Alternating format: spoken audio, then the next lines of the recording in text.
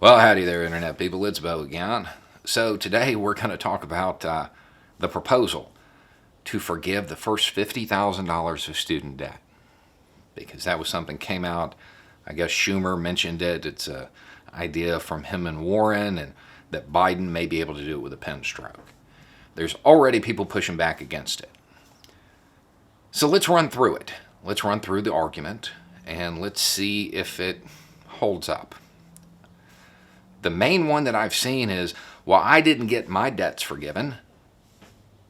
Okay, and that's not an argument, especially coming from the people who are so fond of saying life's not fair.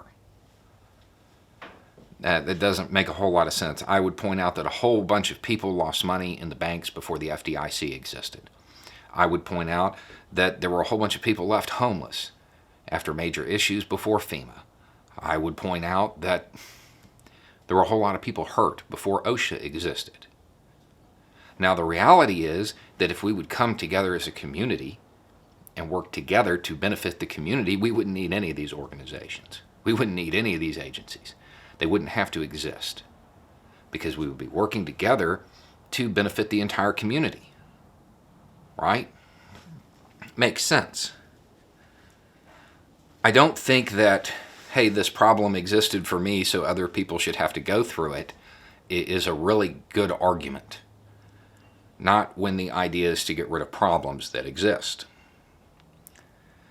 The real question you have to ask is education something that benefits the community as a whole? Is education a community asset? I would assume that you like knowing that your docs and nurses know what they're doing. I would assume that you take solace in the fact that the engineers who worked on the products you use know how to make them safely. I would assume that you like the idea of the teachers who teach your children being well versed in the subject matter. I would assume that you would like for the people who are going to make that vaccine to have some clue of what they're doing and that you will benefit from their education. You gain some tangible benefit, some value from them being educated in that field. It makes sense. Education is a community asset. The more educated people you have, the stronger the community.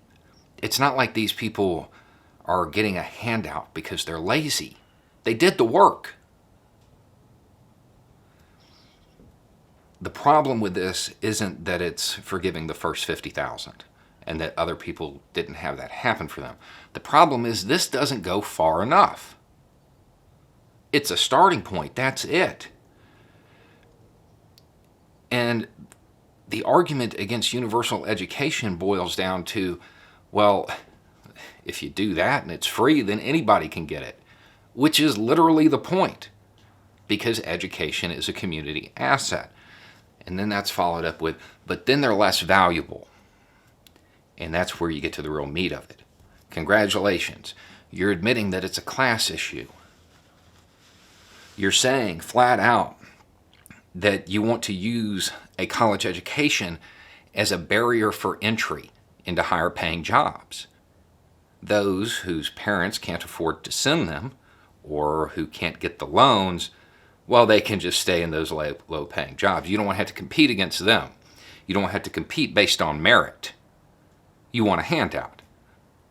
You want some way to prevent them from possibly raising above their station, getting out of the situation they were born into.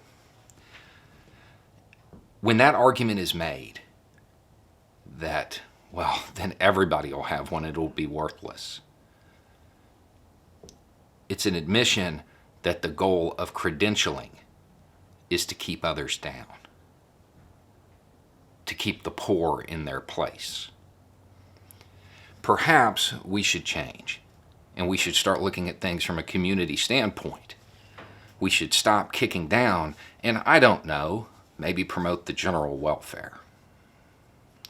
Anyway, it's just a thought. Y'all have a good day.